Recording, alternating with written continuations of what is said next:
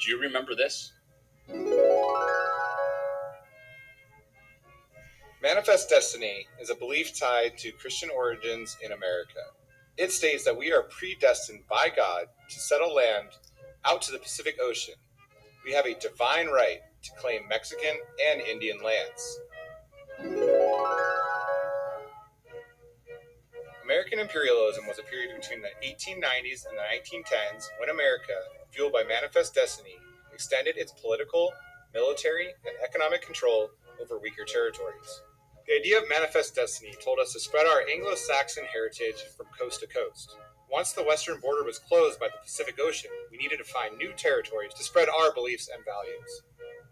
Three factors fueled U.S. imperialism. The first is a desire for greater military strength. The second was a search for new markets. And the third was a belief in our cultural superiority.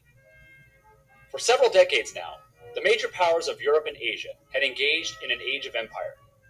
They vied for control of colonies in the Americas, in Africa, and in Asia. If the United States truly wanted to be a world power, it must catch up to the rest and claim an empire. First, let's talk about the desire for military strength. To compete in the world, the U.S. needed a dominant military. We needed to combine industry, innovation, resources, and strategic territories. Admiral Alfred Mahan created a plan for U.S. military dominance. First, we needed to build a modern navy. We created steam-powered and steel-hulled cruisers in order to compete with other nations across the world. We called this navy the Great White Fleet due to the fact that the hulls were painted white. Next, he desired to acquire Hawaii. This would create a naval base in the Central Pacific that would allow American military and economic ships a location to refuel and resupply. This base would become known as Pearl Harbor. Next, we would establish naval bases in the Caribbean. This would allow for control and dominance of the Western Hemisphere. Lastly, we would build a canal in Panama. This would make the trip from the Atlantic Ocean to the Pacific Ocean much quicker.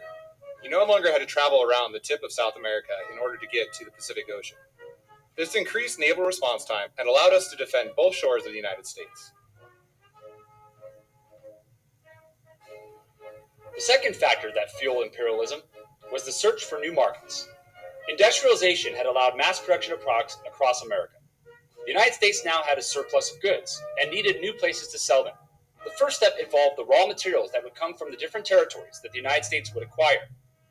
With given access to more resources and inputs, these raw materials would fuel continued mass production, profit, and growth. Then, the United States would engage in international trade.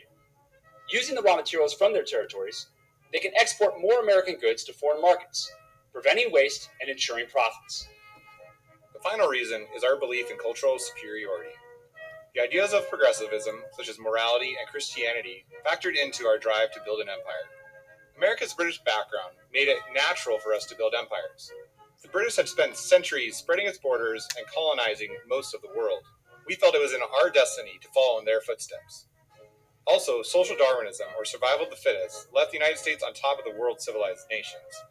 Because we were the best, it's our duty to civilize inferior cultures and reform them. In the later half of the 1800s, as Americans progressed and improved society at home, we began to balance our affairs internationally across the world stage. Americans felt it was time for isolationism to be over. The United States had grown so powerful that it was time to expand. The age of imperialism would lead to war and would dominate foreign policy for decades to come.